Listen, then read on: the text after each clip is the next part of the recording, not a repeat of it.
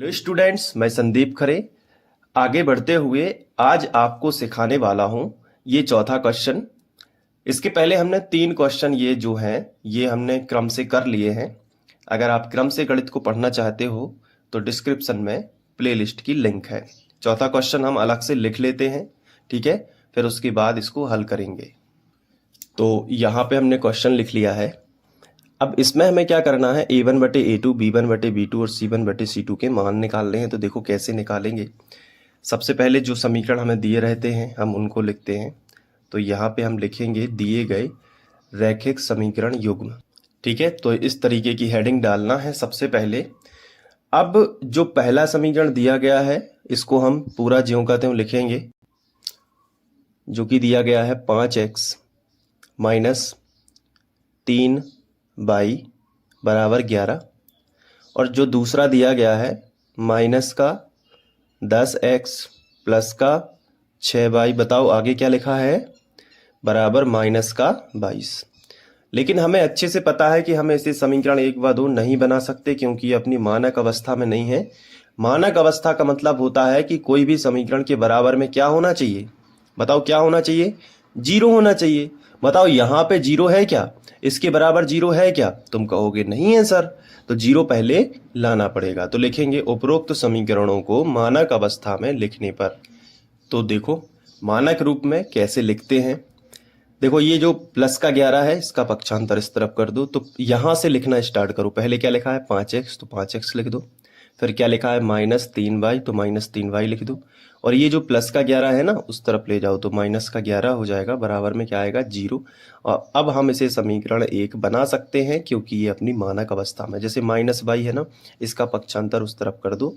तो माइनस का हो जाएगा 10x, प्लस का हो जाएगा 6y, और ये जो माइनस का 22 है उस तरफ चला, 22 है जो माइनस का, इसका पक्षांतर उस तरफ हो जाएगा, तो प्लस का हो जाएगा 22, और बराबर में क्या बचेगा अपना 0।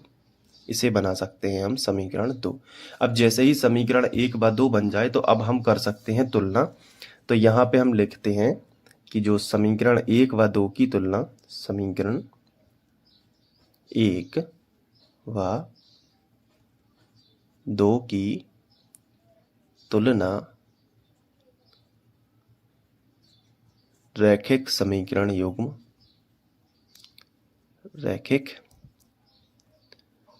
समीकरण युग्म, और हम उसको समीकरण को लिखते हैं ax plus by plus c बराबर 0, तथा फिर से लिख देते हैं यही ax plus by plus c बराबर 0 से करने पर हम ऐसा लिखते हैं, ठीक है। और उसके बाद हम 1 और 2 लगा देते हैं। जैसे यहाँ पे पहले समीकरण में ए बी सी में 1 लगा दो, तो ए में लगाएंगे तो a1 हो जाएगा, बी में लगाओगे तो b1 हो जाएगा, और सी में लगाओगे तो c1 हो जाएगा। चलो इधर बताओ, यहाँ लगाओगे तो क्या हो जाएगा a2 हो जाएगा, वेरी गुड। यहाँ लगाओगे तो क्या हो जाएगा v2 हो जाएगा, और यहाँ क्या हो जाएगा c2 हो जाएगा, बहुत बढ़िया। अब तुलना करने पर ये फॉर्मेलिटी के लिए भाषा लिखी है, यहाँ हमें सीधे सीधे डायरेक्ट दिखते हैं। पहले समीकरण में 1 1 वाले मान मिलेंगे, और जो दूसरा समीकरण है ना इसमें 2 2 वाले हमें मान मिलेंगे। तो पहले समीकरण में देखो x के साथ में क्या लिखा है 5, तो x का गुणांक होता है हमेशा a का मान। अगर पहला समीकरण है तो a1 का मान, तो बताओ a1 कितना है 5। चलो b1 बता पा रहे हो क्या, बताओ b1 कितना होगा। अगर कुछ सीखा है तो b1 बताओ। तो तुम कहोगे सर b1 बताना है तो y का गुणांक है पहले समीकरण का -3, चिन्ह के साथ लिखना है ना। तो बताओ क्या हो जाएगा -3, वेरी गुड। अब c1 बताओ क्या हो जाएगा, तो c1 हो जाएगा अपना सबसे आखिरी का पद, यानी कि -11। आया समझ में। अब a2 बता दो, a2 कितना है अपना, a2 है -10, ठीक है। अब b2 बता दो, b2 कितना है, तो तुम कहोगे सर प्लस का कितना है 6, वेरी गुड। c2 कितना है बता दो, c2 अपना है 22, ठीक है। तो a1 b1 c1 और a2 b2 c2 निकाल दिए। x का गुणांक जो है होता है ना वो -10, y का गुणांक जो होता है वो +6, और यहाँ पे अचर पद। अब a1/a2 निकालो, b1/b2 निकालो। तो सबसे पहले हम निकालेंगे a1/a2, ठीक है। तो a1/a2 हो जाएगा 5/-10, तो यहाँ से कैंसिल हो जाएगा, 5 एकम 5 और 5 दूनी 10, तो कितना बचेगा -1/2, बन जाएगा ना। अब हम निकालेंगे b1 बटे b2, ठीक है। तो b1 बटे b2 निकाल दो, तो -3 बटे प्लस का 6 हो जाएगा। तो 3 एकम 3 और 3 दूनी 6 और -7 में रहेगा। यहाँ पे तुम्हें साफ साफ दिख रहा है कि a1 बटे a2 का मान भी वही आया है -1 बटे 2, और b1 बटे b2 का मान भी सेम टू सेम -1 बटे 2 आया है।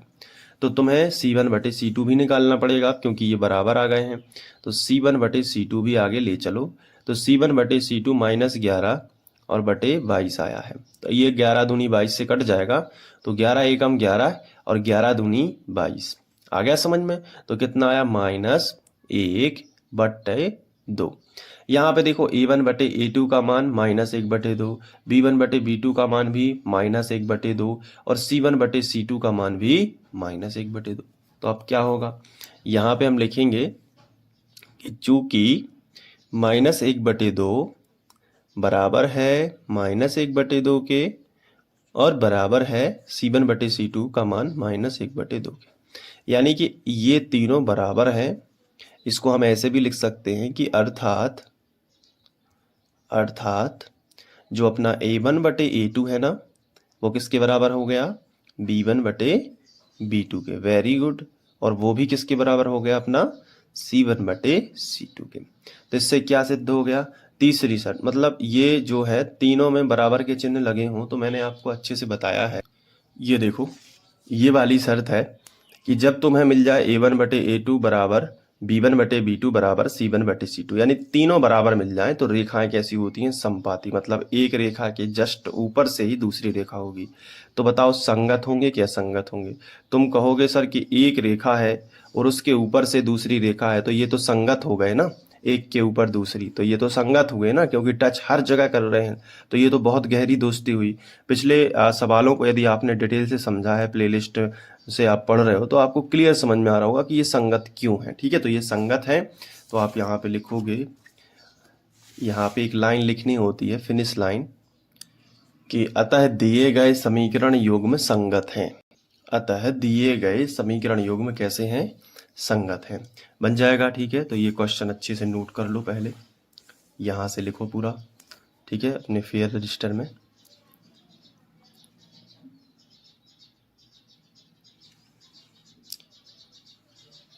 और ऐसे ही सवाल देखना चाहते हो ना, तो बस डिस्क्रिप्शन में जाओ, प्लेलिस्ट की लिंक मिलेगी, उससे आप प्लेलिस्ट को फॉलो करोगे। एक एक सवाल बहुत अच्छे से बनने वाला है, ठीक है। और कोई डाउट हो तो बताना। वीडियो अच्छा लगा हो तो लाइक कर देना और अपने संदीप सर को सपोर्ट करना, ताकि मैं भी आपके लिए कुछ इंटरनेट पर कर पाऊँ।